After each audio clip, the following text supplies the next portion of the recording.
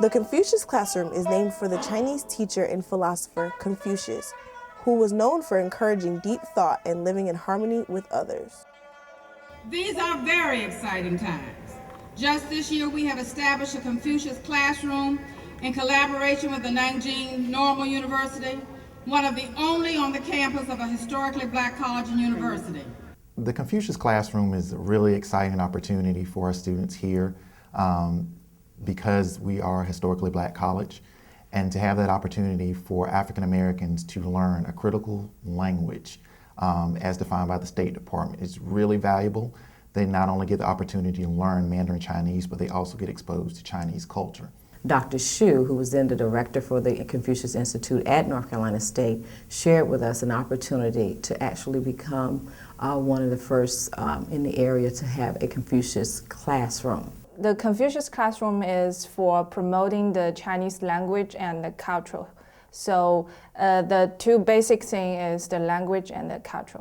So the first one, I want the students here to know how to say hello and how are you in Chinese. 你们好。你好。你们好吗？很好。 And the second step is they can know what's the customs about the Chinese people, like our clothes and our food. And the third step is our Chinese traditional value. We will do something during our Spring Festival, right? So, do you know what's this character? Can you pronounce? Yeah, Fu. Fu is a very important character in Chinese history because it means blessing, auspicious, and good luck.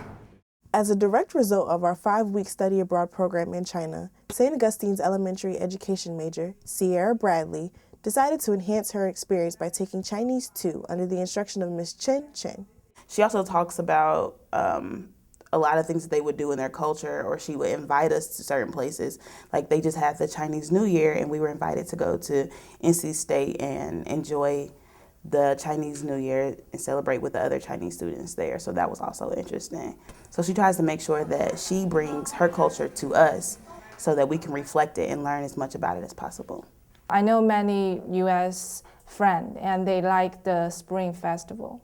So I think the way is how we just let our Chinese culture go out to the world. So the Confucius Classroom is very important to these girls. I think the feeling is very important. So I really want my student to come to China to feel what the real China is like. Actually traveling in China, it was a big eye-opener because I realized that they were people just like me, but I didn't realize that I would be in a foreign country until I was actually there. And I saw all the faces were different than what I was used to, and I couldn't read the signs on the billboards because I wasn't from that country. So the most interesting part was to really just be in a foreign environment where I didn't know where I was and I didn't know how to communicate with everyone. So that just made me want to learn more about their culture, to be able to communicate and get around the country, or the city that I was in at least.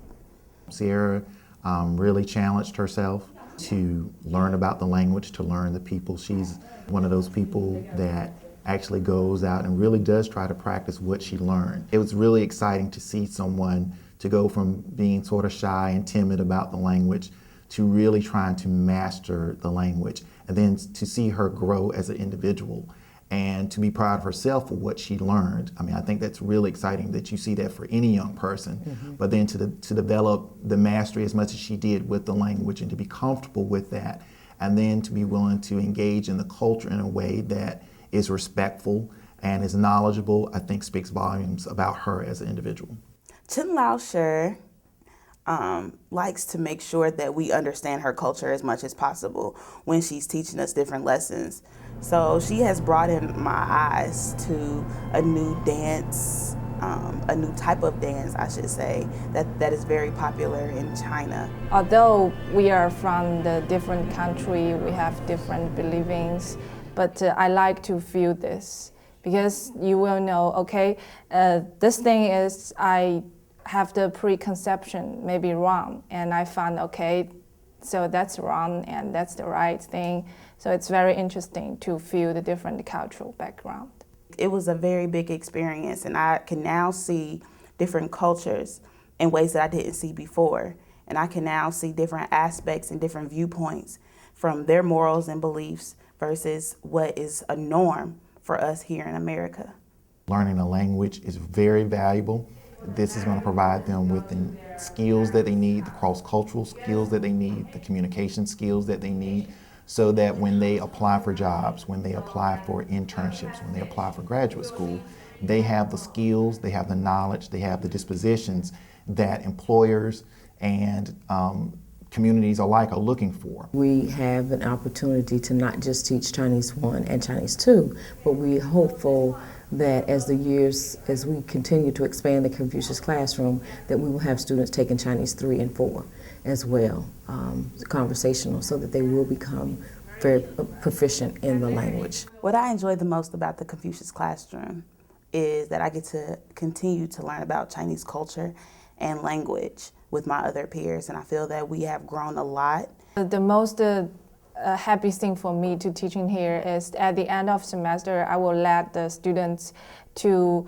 do some of the presentations about what they learned in this class, and that they just do the things out of my expectation. They did very good and let me know that they learned the Chinese, and that they learned the Chinese value, and at least they learned we are different people and we must respect each other.